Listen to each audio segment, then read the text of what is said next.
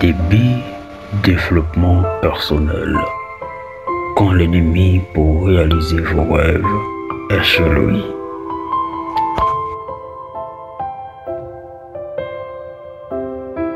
Quand l'ennemi pour réaliser vos rêves est chez lui, vous aviez passé des années à opter pour le chemin sûr, à vous embrasser dans une vie facile mais insatisfaisante. Et vous devez apprendre à ne pas vous comparer aux autres, à avoir confiance en vous. Qui êtes-vous réellement? Une question simple à laquelle il est difficile de répondre. Savez-vous vraiment de qui vous êtes né? Si oui, pourquoi les critiques de vos amis vous affectent autant et vous laissent porter par ce que les autres peuvent dire de vous? Vous êtes unique, extraordinaire et irremplaçable, avec des défauts et des qualités. Un jour, vous décidez que vous avez besoin d'un changement, que vous êtes désenchanté de tout et vous concluez que la vie doit être quelque chose de plus. En fait, vos ennemis se trouvent où? Dans le monde qui vous entoure ou en vous-même? Tout ça dépend aux facteurs de votre esprit. Qui vous écoutez? Que ce soit la voix de l'obsession qui parle de fatalité et d'échec, ou la mécontente et autoritaire qui juge chaque pas que vous faites. Vous êtes prêt à risquer et à affronter vos peurs, car vous savez que le résultat vous rendra très heureux. Ayez confiance et croyez en vous-même et ne vous permettez pas d'être comme les autres veulent que vous soyez. Tout ce qui pourra vous aider à atteindre le bonheur dont vous rêvez, ne s'agit pas d'autre que d'être naturel en vous-même.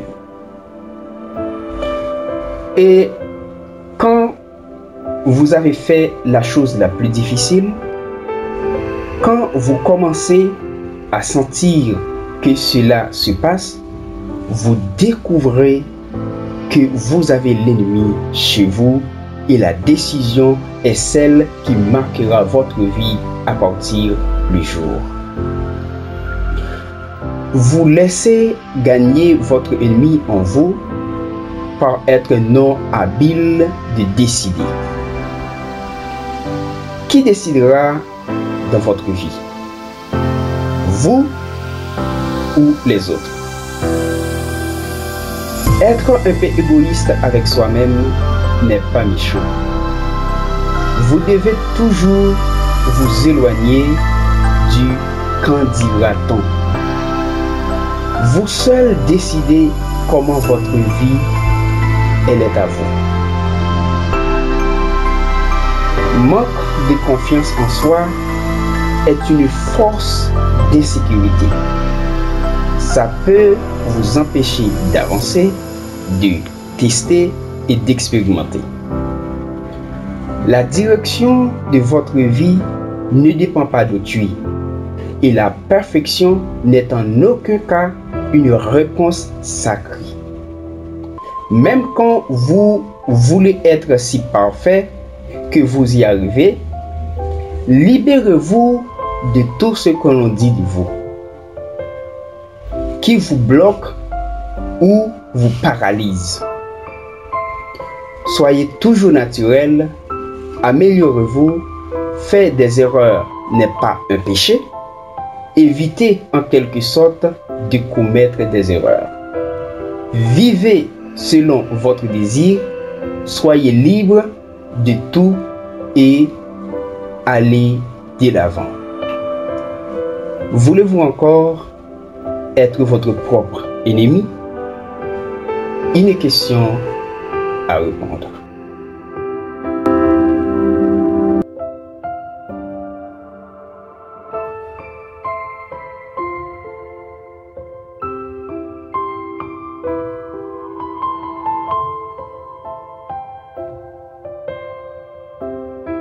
Que faites-vous quand l'ennemi est chez lui? Il y a beaucoup de gens à qui cela arrive. De nombreux êtres humains décident de faire un changement important dans leur vie qui les fait améliorer les estimes de soi, se sentir plus épanoui, jouir davantage. Bref, soyons plus heureux. À ce moment, ils constatent que les personnes les plus importantes de leur vie, leurs partenaires, leurs enfants ou leurs parents, deviennent le plus grand obstacle. Pourquoi cela se produit-il? Parce que, consciemment ou inconsciemment, ils ne veulent pas que vous grandissiez. À mesure que vous évoluez, vous commencez à vivre et à penser par vous-même et ce qui vous dérange le plus, à vous comporter différemment. Et c'est difficile à accepter par ceux qui ont passé beaucoup de temps à nous loger dans un endroit ou dans un rôle qui correspond très bien à notre ancien moi. Surtout lorsque la famille ne croit pas en votre potentiel. Le fait qu'un homme risque de changer d'emploi ou de créer une entreprise peut être très motivant pour lui. Mais cela peut signifier la fin de la stabilité économique de son partenaire. De plus, vous pouvez désormais passer plus de temps loin de chez vous et cela fera ressortir les insécurités de votre partenaire ou de vos enfants, insécurités qui jusqu'à présent ne sont pas apparues. Et même votre famille peut ne pas au fond croire que votre potentiel et penser qu'il échouera. Dans le cas particulier des femmes, beaucoup en particulier jusqu'à il y a quelques années se sont mariées alors qu'elles étaient encore très jeunes. Et bientôt, elles ont été entourées d'enfants et avec une maison entière à gérer. Au fil des ans, les hommes ont commencé à se sentir insatisfaits et les plus courageuses ont décidé qu'ils voulaient retourner étudier pour suivre une formation. Cela provoque souvent une grande révolution dans ceux qui les entourent.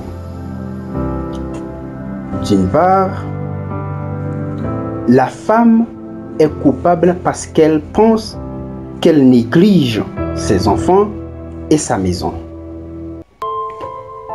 D'autre part, cela provoque du ressentiment envers ses maris pour voir comment elle a une vie indépendante de la sienne et finira également par avoir plus d'études que lui. Enfin, les enfants sont responsables de la culpabiliser lorsqu'elle n'est pas là pour couvrir ses besoins. Parfois, même des amis osent vous dire.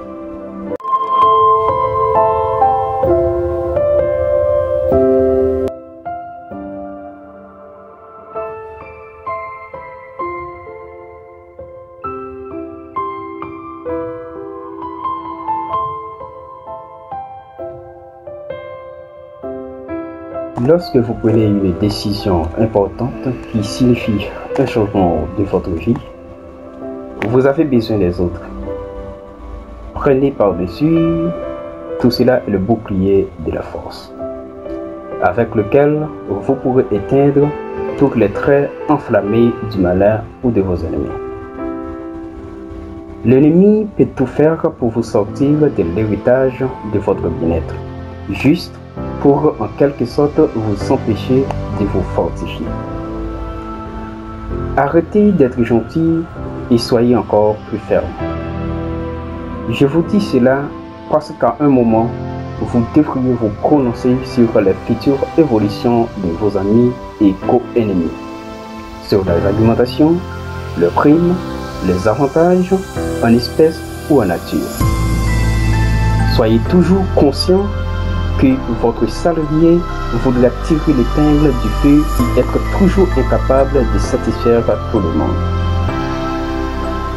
Il y a ceux qui ont la chance d'avoir une famille et des amis qui les soutiennent dans tout ce qu'ils font. Mais cela n'arrive pas toujours. La gentillesse n'est pas un facteur négatif qui pourra vous détruire, mais une qualité sans défaut tant que vous n'avez pas une fonction de mineur d'homme. Seulement, dans le monde très concurrencé de l'entreprise, vous pouvez être vite transformé en point faible.